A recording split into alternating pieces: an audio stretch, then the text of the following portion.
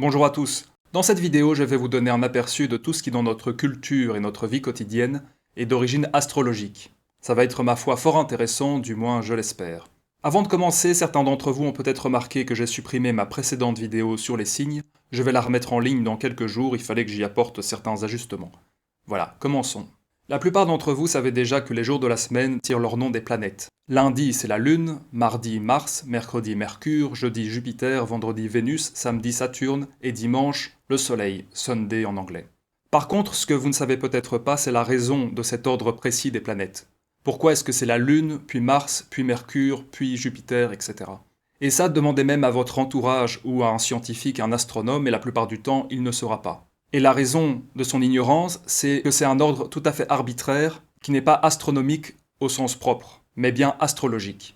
Parce que si c'était un ordre astronomique, on aurait par exemple un ordre selon la grandeur apparente des planètes vues depuis la Terre, c'est-à-dire ce serait d'abord dimanche, lundi, jeudi, vendredi, mardi, samedi, mercredi. Or, ce n'est pas cet ordre-là qui a été donné au jour de la semaine. Une autre possibilité astronomique, ce serait selon la longueur de leur révolution. Et dans ce cas-là, on aurait samedi, jeudi, mardi, dimanche, vendredi, mercredi, lundi. Donc c'est toujours pas ça. Mais cet ordre-là a son importance, il faut le retenir. Notez bien qu'il s'agit ici de la durée de la révolution de chaque planète vue depuis la Terre, c'est-à-dire qu'évidemment le Soleil ne bouge pas, mais depuis la Terre, sa révolution dure 1 an, celle de la Lune 1 mois, celle de Saturne 29 ans, celle de Jupiter 12 ans, etc. Donc on voit que l'ordre des jours de la semaine ne peut pas être défini astronomiquement. La solution à ce problème est donnée entre autres par Samuel Leng dans son livre Les origines de l'humanité, qui date de 1892, et voilà ce qu'il y dit. Les noms et l'ordre des jours de la semaine qui sont restés si semblables chez un si grand nombre de nations anciennes et modernes montrent à quel point ces notions astrologiques ont dû progresser lorsqu'elles ont pris leur forme actuelle, car l'ordre est hautement artificiel. La vraie solution est tellement artificielle que nous ne l'aurions jamais découverte si elle ne nous avait pas été révélée par des tablettes d'argile exhumées des anciennes bibliothèques royales dans les temples et les palais de Chaldée. Ces tablettes sont extrêmement anciennes, remontant dans de nombreux cas à l'époque des anciens Sumériens qui habitaient la Chaldée avant l'arrivée des Sémites. Chaque planète exerçait son influence particulière non seulement sur les jours de la semaine, mais aussi sur les heures de la journée. Et la planète qui présidait à la première heure de la journée était censée présider à toute la journée. Mais le jour était déjà divisé en 24 heures, car les premiers Chaldéens avaient adopté l'échelle duodécimale et comptaient par 6, 12 et 60. Or, 24 heures n'est pas divisible par 7, et par conséquent, les mêmes planètes ne reviennent pas dans le même ordre pour présider aux mêmes heures des jours successifs. Si Saturne régnait sur la première heure, il régnerait sur la 22e heure. Et si nous nous référons à la liste ci-dessus des planètes, classées selon la magnitude de leur orbite, c'est-à-dire selon la longueur de leur révolution, nous trouverons que le Soleil régirait la première heure du jour suivant, puis successivement la Lune, Mars, Mercure, Jupiter et Vénus, jusqu'à Saturne à nouveau, dans l'ordre précis de nos jours de la semaine. Cet ordre est si artificiel qu'il ne peut avoir été inventé séparément, et partout où nous le trouvons, nous pouvons être certains qu'il est issu des fantaisies astrologiques des prêtres astronomes sumériens il y a environ 6000 ans. Donc en clair, ce que nous explique cet auteur, c'est que l'ordre des jours de la semaine est purement astrologique. Et en fait, ça dérive de l'astrologie horaire, c'est-à-dire qu'il y a plus de 6000 ans, les Sumériens attribuaient à chaque heure de la journée une planète. Il y avait déjà 24 heures dans la journée, et si on reprend ici l'ordre des planètes selon la durée de leur révolution, on a d'abord Saturne. Si on commence par le jour de Saturne et que la première heure du jour de Saturne est Saturne, et qu'ensuite la deuxième heure c'est Jupiter, la troisième heure c'est Mars, etc., etc., on se rend compte qu'au bout de 24 heures, la dernière heure c'est Mars, et donc après Mars c'est le Soleil, donc la première heure du jour suivant le jour de Saturne, samedi, c'est dimanche, le jour du Soleil. Même chose ici, c'est toujours le même ordre. Après le Soleil, c'est Vénus, Mercure, Lune, Vénus, Mercure, Lune, Saturne, Jupiter, etc. Au bout de la journée, c'est Mercure, et après Mercure dans la liste, c'est la Lune. Donc, le jour suivant le jour du Soleil, dimanche, c'est lundi. Même chose, Jupiter, Mars, mardi, mercredi, jeudi, vendredi. Donc on peut dire que l'ordre des jours de la semaine qui est encore utilisé aujourd'hui est purement astrologique, et non seulement astronomique. Et notez que le tableau des heures planétaires qu'on voit ici est encore très utilisé en astrologie aujourd'hui, notamment en astrologie médicale ou en astrologie horaire. Par exemple, j'ai donné ce tableau dans ma traduction du livre d'astrologie médicale de Raphaël, parce qu'il explique que les plantes médicinales régies par les planètes, il faut les cueillir pendant leur heure. C'est-à-dire que par exemple, si on veut cueillir des orties, une plante régie par Mars, il vaut mieux la cueillir à l'heure de Mars, c'est-à-dire soit le samedi entre 2 et 3 heures, soit entre 16 et 17 heures, etc. Après, est-ce que c'est une superstition ou est-ce qu'il y a une raison plus solide derrière qui est inaccessible à la raison? Ça, je vous laisse en juger. Mais ce qui est certain en tout cas, c'est que ce tableau des heures planétaires a au moins 6000 ans. On pourrait aussi se demander pourquoi il y a 7 jours dans la semaine, et pas 10, 8 ou un autre nombre. C'est parce que le cycle moyen de révolution de la Lune dure 28 jours. C'est-à-dire c'est la moyenne entre la révolution sidérale de la Lune de 27 jours et la révolution synodique, c'est-à-dire le cycle apparent de 29 jours. Et donc si on divise ces 28 jours par 4, on a 7. Et le fait de diviser le mois lunaire par 4 est en analogie avec la division par 4 de l'année tropique, c'est-à-dire de l'année solaire de 365 jours, puisque les 4 grandes étapes de la révolution apparente du Soleil vue depuis la Terre, c'est l'équinoxe de printemps, le premier degré du Bélier, le solstice d'été, l'équinoxe d'automne, le solstice d'hiver. Et ce qui est assez incroyable, c'est qu'à l'aube de l'histoire humaine, c'est-à-dire au tout début des plus anciennes civilisations connues, on utilisait déjà le système duodécimal, c'est-à-dire qu'à la fois les Sumériens et les Égyptiens divisaient la journée en 24 heures, l'année en 12 et le cercle en 360 degrés.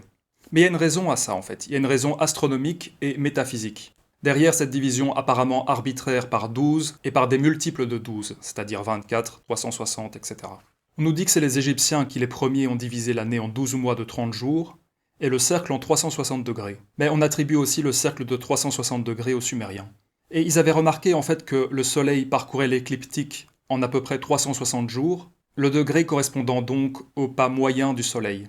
Mais ils savaient que l'année tropique était en fait de 365 jours, et donc ils ajoutaient 5 jours dits épagonèmes à l'année pour tomber juste au niveau du calendrier. Mais ces 5 jours étaient hors du calendrier, c'est-à-dire qu'ils étaient considérés comme hors du temps, et c'était des jours sacrés ou des jours considérés comme malchanceux.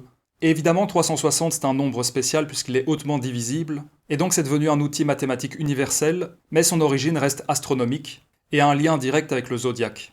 Ici on voit un calendrier égyptien divisé en 12, le premier mois étant celui de Thoth. Mais donc, pourquoi la division en 12 ? Pourquoi le 12 ? Comme le dit John Hayden, le nombre 12 est divin, et c'est par lui que les cieux sont mesurés. Et cela j'en parle dans mon manuel de numérologie, mais notez que numérologie c'est un mot qui date du XXe siècle, c'est-à-dire ça a été inventé par une américaine, parce que c'est un mélange de latin et de grec.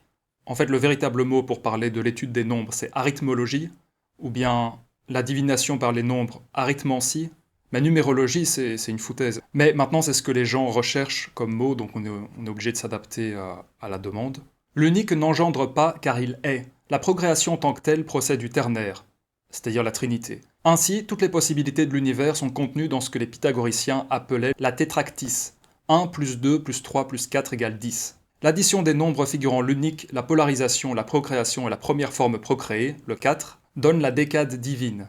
Remarquons que les nombres procèdent en triangle, première surface possible, signifiant que tout se manifeste par la Trinité et se concrétise au travers des 4 éléments, les 4 étages du triangle, pour être ramené à l'unité fondamentale puisque 10 égale 1 plus 0 égale 1. La tétractis est le triangle métaphysique inaccessible à la raison. Encore une fois, c'est par la Trinité que se manifeste l'univers. Ainsi, si nous remplaçons l'unité centrale et inintelligible par 3 unités figurant la base créatrice qu'est le ternaire, nous obtenons la pentactis, c'est-à-dire la tétractis manifestée. Ici, la Trinité originale créatrice est entourée de 12 unités, les 12 lieux du monde, figurés par les 12 signes du zodiaque. Ces 12 unités définissent le triangle. Si nous considérons et dénombrons ces unités, nous en trouvons 5 pour la base et 3 et 4 pour les côtés. Ainsi, il s'agit en fait d'un triangle 3-4-5, le triangle sacré des anciens Égyptiens. Il paraît probable que les Égyptiens ont considéré ce triangle rectangle comme le plus beau des triangles, et c'est surtout à cette figure qu'ils ont comparé la nature de l'univers. Le triangle 3-4-5 était à la base de la science antique des proportions utilisée par les anciens bâtisseurs.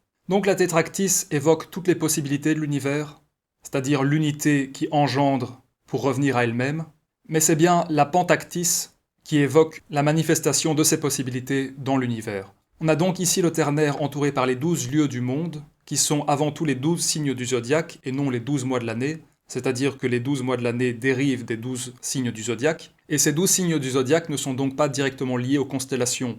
Il y a donc une raison métaphysique derrière la division en 12 parties égales de l'écliptique, et d'ailleurs les constellations sont de taille inégale, et il y en a 13, parce qu'il y a aussi le serpentaire, enfin ce qu'on appelle le serpentaire. Et les 12 lieux du monde, c'était aussi les 12 apôtres autour du Christ, manifestés par la Trinité, c'est-à-dire le Père, le Fils et le Saint-Esprit. Et donc ce qui est particulièrement intéressant, c'est le fait qu'on obtient un triangle 3-4-5. Et effectivement, le triangle 3-4-5, comme le dit Plutarque, forme la base des proportions sacrées en architecture, mais aussi en musique. Parce que l'accord parfait majeur est basé sur ce rapport 3-4-5 avec la quinte, l'octave et la tierce. Donc encore une fois, le 12, c'est la manifestation de l'univers au travers du ternaire. Ce qui est assez intéressant, c'est que les Égyptiens attribuaient toute leur connaissance à Thoth, le dieu régulateur du temps et de l'univers. Et Samuel Leng, dans le livre dont on a déjà parlé, il dit ceci. Thoth et Osiris sont des dieux ou des rois égyptiens autochtones qui ont régné il y a longtemps dans les villes égyptiennes. Les Égyptiens situaient l'origine de leurs lettres et de leur civilisation non pas en Haute ou Basse Égypte, mais en Moyenne Égypte, à Abydos, où Thoth et Osiris auraient régné. Et ça c'est particulièrement significatif parce qu'à Abydos justement, il y a un temple très ancien qu'on appelle l'Osireion d'Abydos, c'est-à-dire attribué à Osiris. Et d'après des géologues, ce temple présente des traces d'érosion par l'eau, qui le ferait remonter à au moins 10 000 ans avant notre ère. Parce que pour qu'il y ait des traces d'érosion par l'eau, il a fallu qu'il pleuve dessus en quantité. Et la dernière fois qu'il a plu en quantité en Égypte, à cet endroit-là qui est maintenant désertique, c'était il y a 12 000 ans, c'est-à-dire au moment de la déglaciation à la fin du Dryas récent. Et ces traces d'érosion par l'eau, on les trouve aussi sur le Sphinx de Gizeh. Pour ceux qui veulent en savoir plus, je vous renvoie au livre de Samuel Leng, Les origines de l'humanité. Mais donc ce qu'on peut en déduire, c'est que c'est possible que les Égyptiens aient hérité de leur connaissance d'un peuple antérieur, c'est-à-dire d'une civilisation plus ancienne. Et donc selon moi, les Égyptiens auraient été aussi notamment les dépositaires d'un savoir astrologique préhistorique, contrairement à ce qui est dit souvent comme quoi tout le savoir astrologique des Égyptiens serait venu de Sumer. Et cette théorie d'une transmission de savoir depuis la Mésopotamie jusqu'en Égypte est liée aussi au culte du secret des prêtres égyptiens, c'est-à-dire que les prêtres égyptiens étaient les gardiens du savoir, et ils ne divulguaient pas ce savoir aux masses, c'est-à-dire que c'était dans le temple, et il fallait être initié pour accéder à ces connaissances-là. Tandis qu'en Mésopotamie, ce savoir était beaucoup plus accessible, ce qui a donné l'illusion que son origine était exclusivement là, en Mésopotamie. Donc ceci, je le résume ici. Il semble que le sacerdoce égyptien ait été le dépositaire du savoir astrologique, héritage antédiluvien qu'il gardait secret mais dont ils révélèrent une partie aux savants grecs. Parce qu'il faut savoir que la plupart des savants grecs allaient étudier en Égypte, c'est-à-dire que beaucoup de choses qu'on attribue aux Grecs ont une origine égyptienne. Mais encore une fois, les prêtres égyptiens répugnaient à divulguer leur savoir, donc ils en divulguaient une partie à certaines personnes qui se montraient dignes, etc. Les Chaldéens héritèrent aussi d'un corpus de connaissances astrologiques, mais au lieu de le garder secret dans les temples, le profanèrent, alimentant la superstition populaire. Chaldéens étant devenus synonymes d'astrologues, mais aussi de charlatans sous l'Empire romain. Quoi qu'il en soit, l'origine de l'astrologie se perd dans la nuit des temps et ne peut être située géographiquement ni historiquement, dans la mesure où, dès le début de l'histoire, on trouve une doctrine astrologique déjà en place, et on a deux historiens grecs qui semblent confirmer ceci. D'abord, il y a Diodore de Sicile. Les Égyptiens firent de l'astronomie leur propre science qu'ils étudièrent les premiers. Les Chaldéens de Babylone étaient des émigrés égyptiens qui avaient appris leur science astronomique des Égyptiens. Et Hérodote lui confirme ce qu'on disait avant, c'est-à-dire que c'est les Égyptiens qui les premiers ont divisé l'année en 12. Après cette longue parenthèse historique, revenons au jour de la semaine. Il existe une autre méthode pour trouver l'ordre des jours de la semaine, et elle est assez incroyable parce qu'elle est basée sur le poids atomique des métaux associés aux planètes. C'est-à-dire que comme vous le savez, les anciens ont associé des métaux aux planètes, c'est-à-dire le plomb à Saturne, le mercure à Mercure, l'or au Soleil, l'étain à Jupiter, l'argent à la Lune, le cuivre à Vénus et le fer à Mars. Et donc, si on classe les planètes en fonction de leur poids atomique, c'est-à-dire du plus léger au plus lourd, et ça c'est un classement absolument scientifique, vous pouvez demander à ChatGPT de le faire pour vous, il va vous donner exactement la même liste, dans cet ordre-là. Eh bien, si on remonte cette liste en alternant, c'est-à-dire Saturne, Soleil, Lune, Mars, puis on redescend Mercure, Jupiter, Vénus. Comme vous le constatez, on a l'ordre des jours de la semaine, c'est-à-dire samedi, dimanche, lundi, mardi, mercredi, jeudi. Et remarquez que dans les deux techniques, on commence par Saturne. C'est-à-dire la première fois, on commençait par Saturne parce que c'est lui qui avait la période de révolution la plus longue. Et ici, on commence par Saturne parce que c'est lui qui a le poids atomique le plus lourd. Donc il y a une analogie assez intéressante. Et autre chose, si on dispose les planètes selon cet ordre-là sur une étoile à 7 branches, un heptagramme, eh bien une fois qu'on a cet heptagramme avec les planètes, on se rend compte qu'on obtient l'ordre chaldéen des planètes. C'est-à-dire, on part de Saturne, en face il y a Jupiter, puis il y a Mars, Soleil, Vénus, Mercure et Lune. Donc Saturne, Jupiter, Mars, Soleil, Vénus, Mercure, Lune. Vous pourriez vous demander, mais comment les anciens, c'est-à-dire il y a des milliers d'années, étaient au courant du poids atomique des métaux? Est-ce que c'est un hasard? Je ne peux pas m'avancer plus.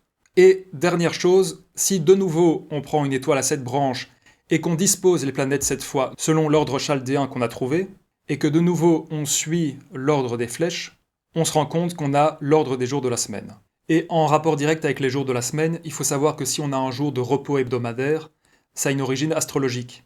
C'est-à-dire qu'à l'époque, en tout cas chez les Sumériens, Saturne était déjà considéré comme la grande maléfique. Et le jour de Saturne, c'est-à-dire le samedi, c'était considéré comme malchanceux d'entreprendre quoi que ce soit. C'est-à-dire que comme Saturne était maléfique, son jour était maléfique, et il valait mieux ce jour-là en faire le moins possible pour éviter les problèmes.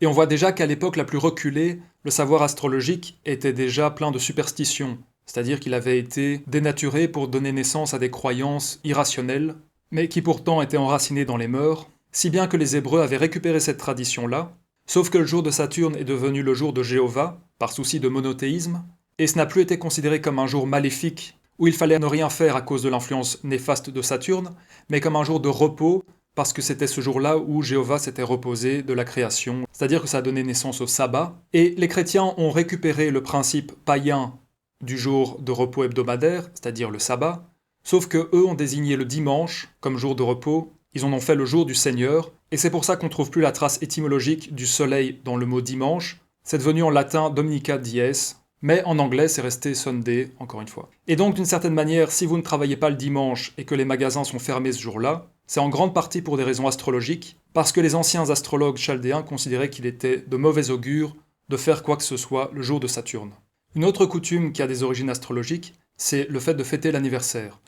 Et ça, il ne faut pas aller chercher très loin, puisque c'est l'article Wikipédia consacré aux anniversaires qui en parle de manière claire. Donc l'article nous explique que l'anniversaire était fêté à l'Antiquité, mais qu'il était tombé en désuétude pendant le Moyen-Âge, parce que l'Église préférait la fête du Saint Patron, c'est-à-dire qu'on était fêté en fonction de son prénom et du calendrier. Par exemple, le jour de la Sainte Cécile, toutes les Céciles étaient fêtées, plutôt que l'anniversaire qui était vu comme une pratique païenne. Cependant, la coutume de l'anniversaire est réapparue au XIIIe siècle et au XIVe siècle, sous l'impulsion d'auteurs d'ouvrages astrologiques, dont certains noms sont cités ici, qui voyaient en l'anniversaire la révolution de la nativité, c'est-à-dire le renouveau de l'horoscope individuel. Et au XIXe siècle, dans les milieux catholiques, on fêtait encore le Saint Patron, et c'est seulement au XXe siècle que l'anniversaire est redevenu à la mode dans les milieux bourgeois et dans le monde ouvrier. Donc on voit que c'est une pratique à la fois très ancienne de par son lien avec la révolution solaire, mais aussi très récente dans sa forme actuelle, coupée de ses racines évidemment, puisque maintenant les gens fêtent leur anniversaire mais n'ont aucune idée du lien qu'il y a avec l'horoscope, c'est-à-dire avec le retour du soleil à sa longitude natale. C'est ce que je dis en substance ici, l'anniversaire est une superstition populaire découlant d'un savoir astrologique ancien et pour la plupart perdu, la révolution solaire. Donc, on fête l'anniversaire parce qu'il y a cette croyance populaire qui dit que ce que tu fais le jour de ton anniversaire, tu le feras toute l'année, et que c'est de bon augure d'avoir un bon anniversaire parce que ça aura un impact sur le reste de l'année. Et de même, avoir un mauvais anniversaire, c'est de mauvais augure, etc. Mais tout ça est lié à l'importance de la révolution solaire, parce que les astrologues disent depuis des milliers d'années que la disposition des astres au moment où le soleil revient à sa longitude natale donne un aperçu des événements qui vont marquer l'année.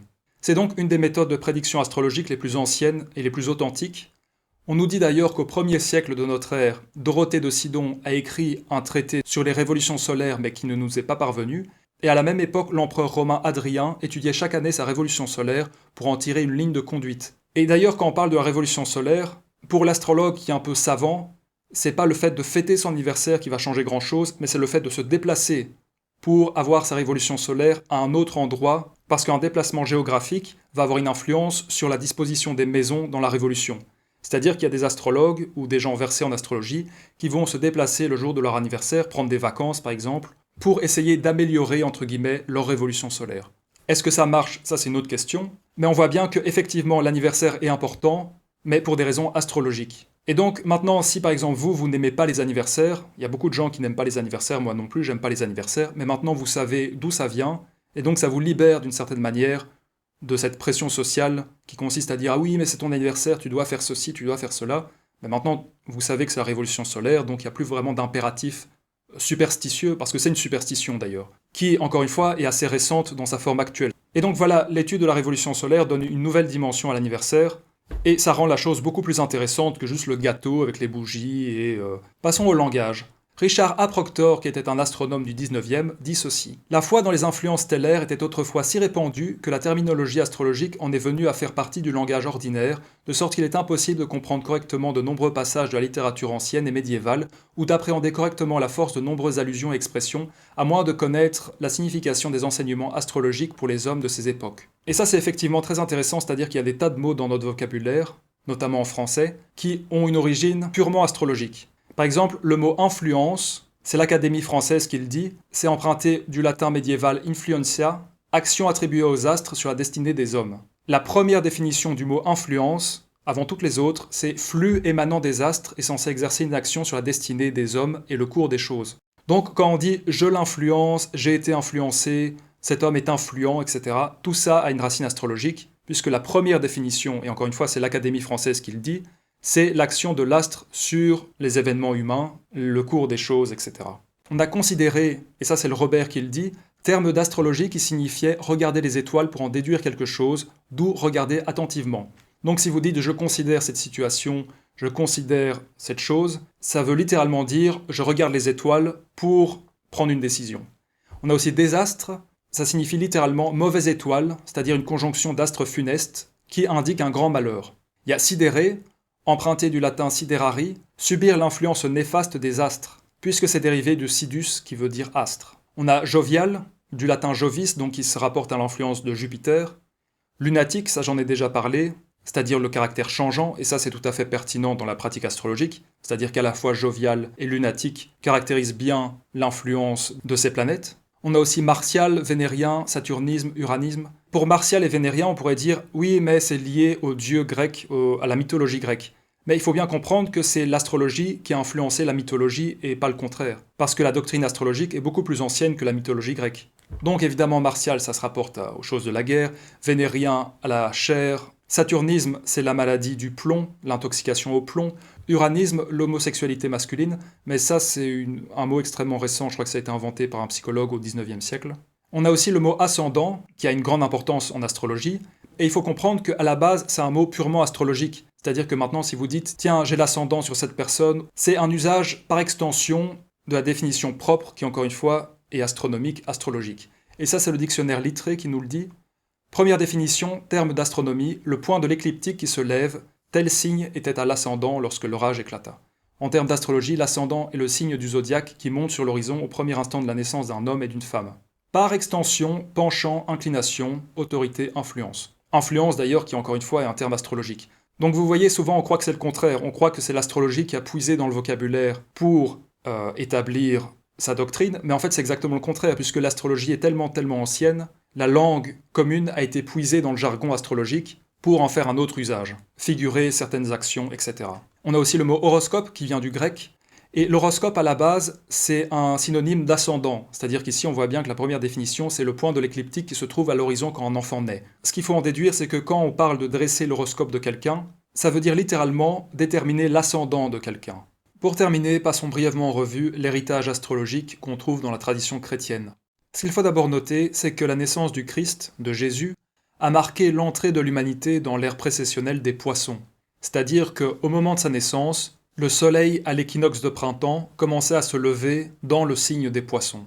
Pour ceux qui ne sont pas au courant, la précession des équinoxes, c'est un cycle de 26 000 ans à peu près, où le point vernal remonte dans le zodiaque sidéral. C'est-à-dire qu'il va à rebours, et chaque fois les anciennes civilisations ont figuré le signe du zodiaque attaché à l'ère dans laquelle il se trouvait, chaque ère astrologique ayant une durée de plus de 2000 ans. D'ailleurs, le sphinx de Gizeh, tourné vers l'est, il a sans doute été bâti au moment où il regardait le lion se lever à l'équinoxe, c'est-à-dire vers 10 000 ans avant Jésus-Christ, ce qui explique d'ailleurs l'érosion par l'eau de pluie dont on a déjà parlé. Mais ça, j'en parlerai plus en détail peut-être dans une autre vidéo, mais pour l'instant, notons juste que le Christ est né au début de l'ère des poissons, et les rois mages, qui étaient des prêtres astrologues venus d'Orient, avaient vu un signe dans le ciel, et il s'agit ici sans doute de la conjonction Saturne-Jupiter en poisson de l'an -7. Donc le Christ est très lié au signe des poissons. Et effectivement, dans la Bible, dans le Nouveau Testament, on fait référence constamment à l'axe poisson-vierge, et ce qu'il faut noter aussi, c'est que les 4 évangélistes sont associés aux 4 signes fixes du zodiaque, c'est-à-dire Matthieu au Verseau, Marc au Lion, Luc au Taureau et Jean à l'Aigle, c'est-à-dire au Scorpion. car le signe du scorpion était auparavant le signe de l'aigle. C'est ce qu'on appelle le tétramorphe, et ici on le voit magnifiquement représenté sur le tympan de la cathédrale de Chartres. Mais ce qu'il faut noter, c'est que le tétramorphe, on le retrouve aussi dans l'arcane 21 du tarot, c'est-à-dire le monde. Et comme le disait saint Augustin, la connaissance de l'éternel que les anciens mystères cachaient aux masses, présentés ainsi par la pensée et la sensibilité chrétienne, devint un article de foi. Le christianisme fit sortir le contenu des mystères de l'obscurité du temple pour le mettre en pleine lumière. En fait, c'est Rudolf Steiner qui dit ça, mais il prétend que ça vient de saint Augustin, et c'est peut-être vrai. Mais ce que ça veut dire en gros, c'est que le christianisme n'a pas aboli les anciens mystères, le paganisme, etc., mais il a vivifié ce qui valait la peine d'être gardé. C'est-à-dire que le christianisme a évidemment des racines métaphysiques, il y a donc un ésotérisme chrétien, n'en déplaise à certains catholiques, qui sont un peu bas de plafond et avec des visions extrêmement étroites et qui sont d'ailleurs souvent assez incultes. C'est d'ailleurs de loin la religion la plus profonde sur le plan métaphysique, si on y réfléchit un peu. Et ce lien entre le christianisme et le signe des poissons, on le retrouve clairement dans l'Ichthus, qui est donc un symbole ancien représentant un poisson stylisé, utilisé par les premiers chrétiens comme signe de reconnaissance, et qui signifie poisson, mais qui est aussi l'acronyme de l'expression grecque Jésus-Christ, Fils de Dieu, Sauveur. Donc, comme le dit Wikipédia, le thème de la pêche et du poisson est constant dans l'Évangile, et le poisson symbolise aussi l'homme. Simon-Pierre, la pierre angulaire de l'Église, sera un pêcheur d'hommes. Ce signe contenant le nom du Christ était le résumé de sur quoi le christianisme, la nouvelle religion, serait fondée, plus que celui du phénix. Tout reposera sur le nom du Sauveur, Jésus-Christ, et il n'y en aura pas d'autre qui puisse sauver.